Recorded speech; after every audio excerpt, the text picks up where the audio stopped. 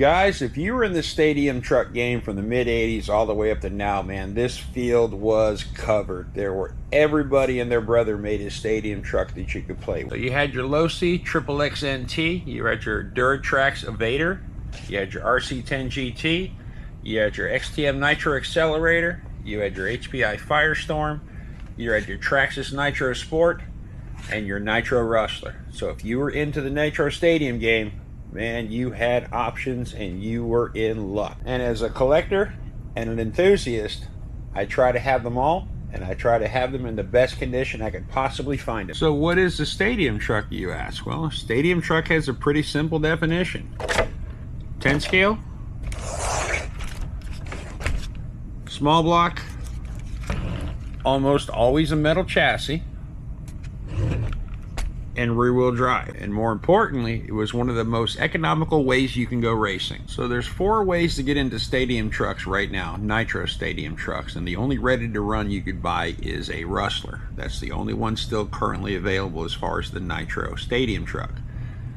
Now the Nitro Jado, a little bit lesser extent, because it technically kind of qualifies as a stadium truck, but it's got a 3.3 with a 2-speed, and it's more of an on-road basher. These things are 65-mile-an-hour cars out the box, so we're not going to include the Jado in this one.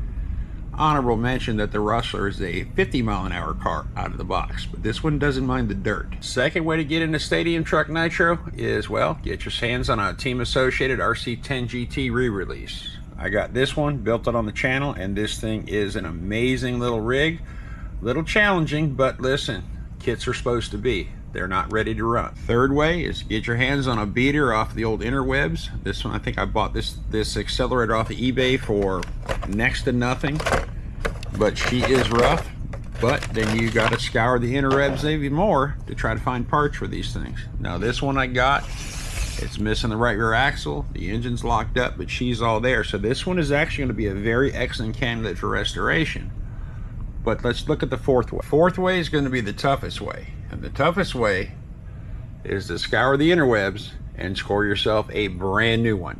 A brand new stadium truck. And that's what I did. Now you guys have seen me cover about every Nitro stadium truck on the channel except for the Accelerator. I mean, there's a couple that I'm missing. I know Towers Hobbies made one, which I actually had one and gave it away because I didn't have a body. But listen, we're going to do the Accelerator. I was actually going to build this thing, but before we build it, we're going to go and unbox this brand new Nitro Accelerator from right around 2003, 2004. And you might be wondering, how does one acquire a brand new 23, 24-year-old Nitro stadium truck? Well, Facebook Marketplace, of course. This thing popped up in my search results and it just said XTM Accelerator, new in box, 300 bucks. So I contacted the guy and he shipped it out of the west coast of Florida. Let's do some quick box art before we open this thing up. And on the base says it's great race performance in ready to run form.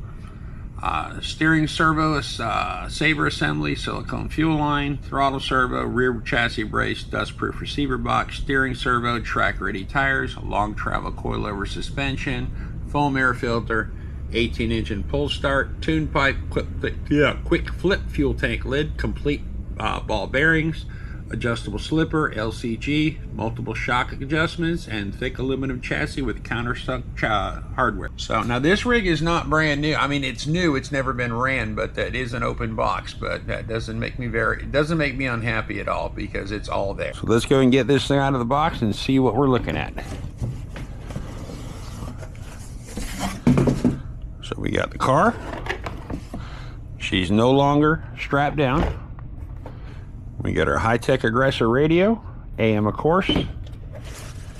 We got our instructions, and I do believe we're missing our little bit of hardware kit, which would have been our glow plug wrench and a couple little tools, but hey, I am not mad about that. I'm not mad about that whatsoever. So let us check out the condition of what we got.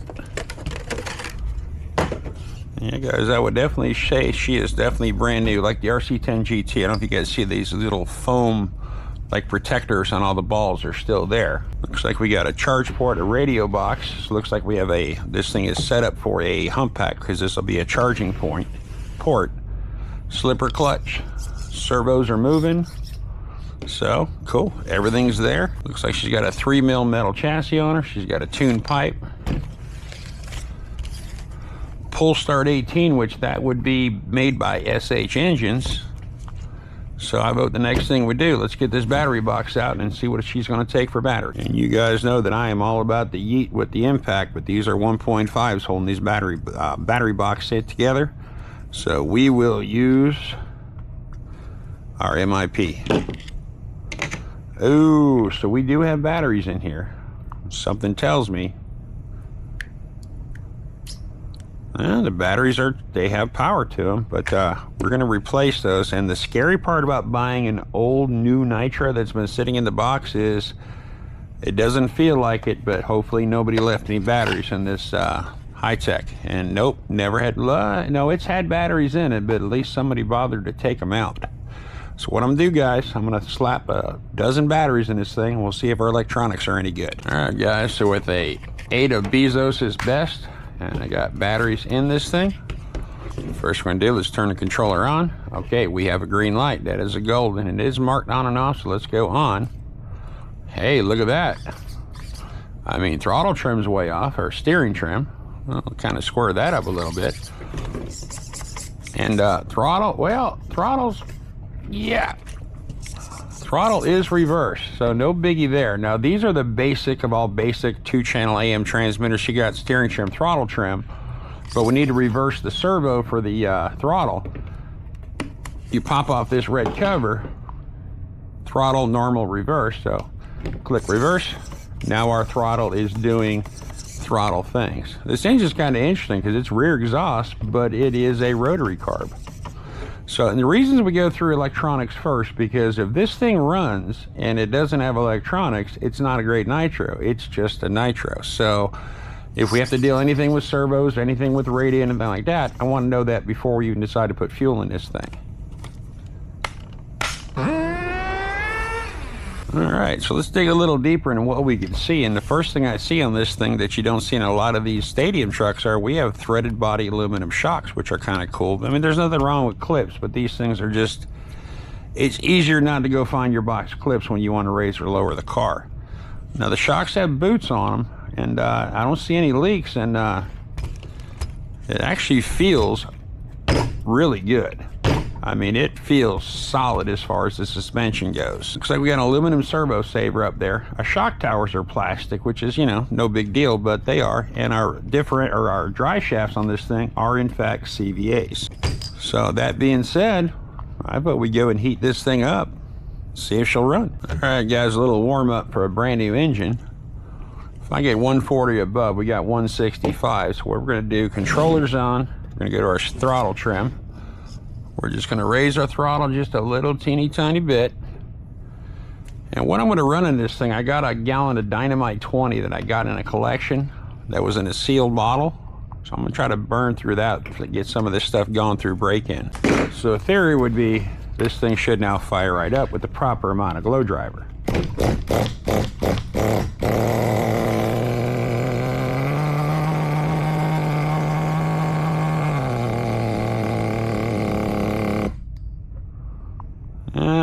Let's go ahead and leave the idle back up where it was.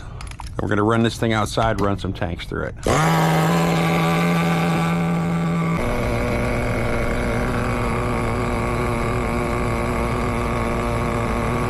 She just shut off. Couldn't get the camera on quick enough.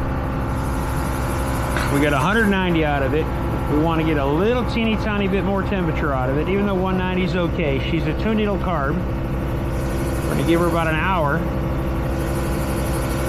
We're going to let her cool down a little bit, about 10-15 minutes. We're going to fire her back up for round tank 2.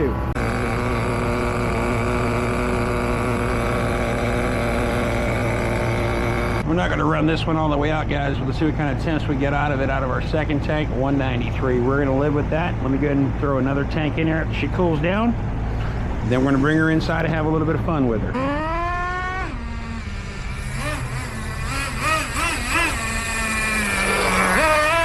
All right, guys, so third tank, 107 degrees.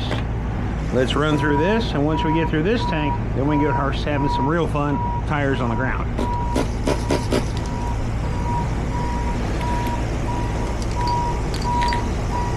I lost my pull start.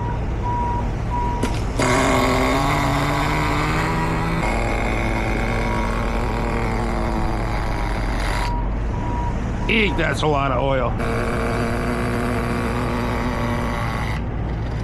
Alright guys, so that is now officially 3 tanks. Let's bring her inside, let her cool down.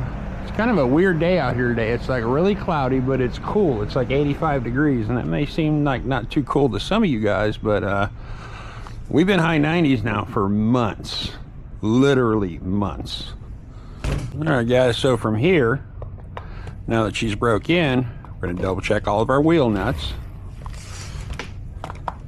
Because we are about to go run us some tanks. Check the slipper clutch. Now on the slipper, what I kind of do, it's going to be tough for you to see, but I put my finger on the actual spur gear and I roll her forward. And I make sure we got just a little bit of slip and we are good. And I think I just took the tip of my finger off. I'm going to go ahead and run, grab a screwdriver, or grab some drivers. I'm going to go through every nut and bolt on this car to make sure everything was tightened and assembled correctly at the factory. And here's something I didn't know, guys. Everything on this rig is metric.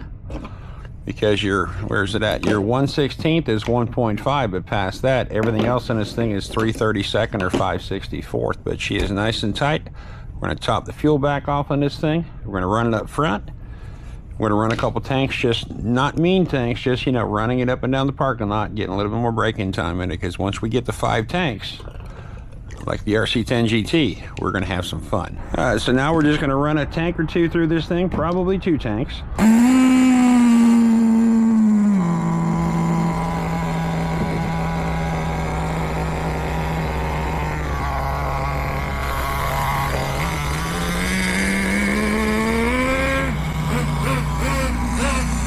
A little bit to the right. Remember, a little bit to the left. Somehow I managed to reverse my steering again, or my steering was reversed and didn't notice it.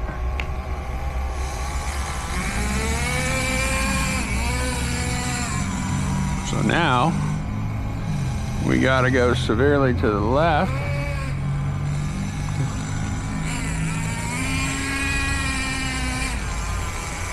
I went too far to the left, now we're going to the right. I did put a new air filter on it too. Alright, so just shut her off. 176. Now I did have to go run the temperature gauge, so let's add 20, so about 196. So we're good there. So this is going to be tank 5, and we're going to start putting a little bit of a tune-up on her. You know, guys, I'm not running her out of gas anymore because, well, I'm not feeling the pinch or the squeeze on the primer.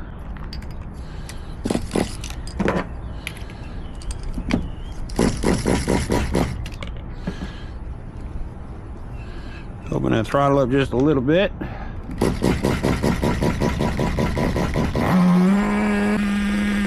No!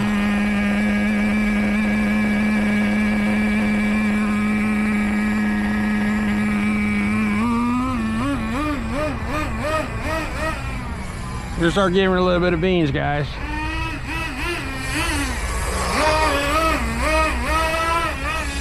Haven't quite gone full throttle on her yet, but yeah, she's still lazy. We're gonna call that up to temperature right now. So what we're gonna do is we're gonna take about maybe 2 hours out of the high end on this thing. Not much. Right about there.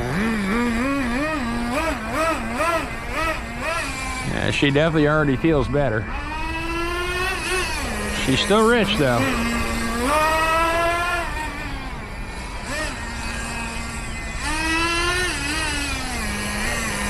We'll go and take a little bit more out, guys. She's still lazy. That was about 3 hours. Oh yeah, she's liking that.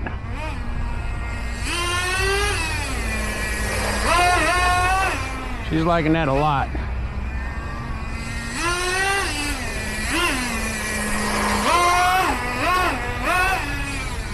My ball diff's working good.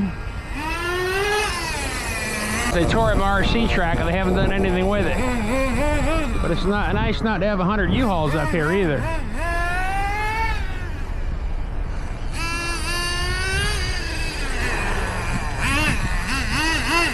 She's a little loose.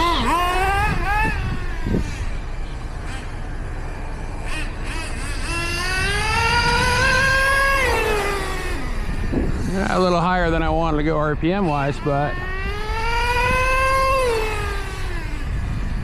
oh, cat.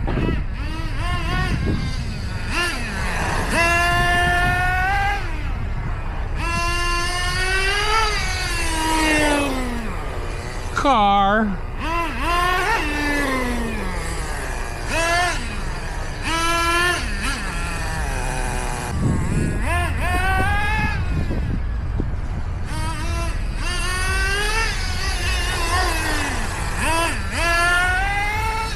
She definitely handles good.